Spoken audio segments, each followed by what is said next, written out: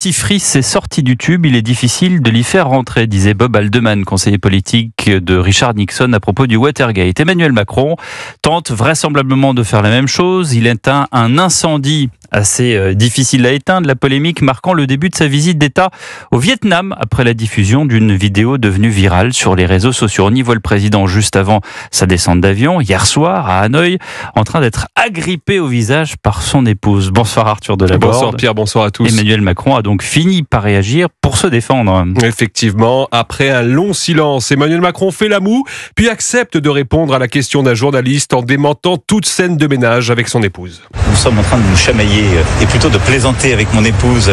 Je suis surpris par cela.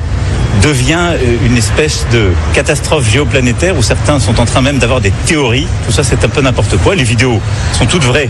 On fait dire à une vidéo beaucoup de bêtises. Des propos qui contredisent la première réaction de l'Élysée qui avait qualifié la vidéo de fausse. Finalement, l'entourage du président avait rétropédalé parlant de simples chamailleries habituelles. Malgré tout, le chef de l'État se dit victime ces dernières semaines de plusieurs vidéos trafiquées.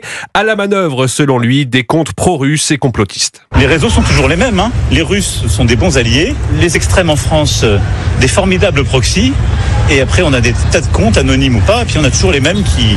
Ça leur monte le caramel à la tête, y compris des rédacteurs qui n'ont jamais beaucoup aimé ce que je faisais, qui expliquaient ce matin que j'avais une diplomatie d'homme battu. Vous voyez, pour vous dire à quel point ce sont des fadas. Voilà, des fadas, des maboules a même lâché Emmanuel Macron, visiblement agacé après cette séquence ayant occulté le début de sa visite au Vietnam.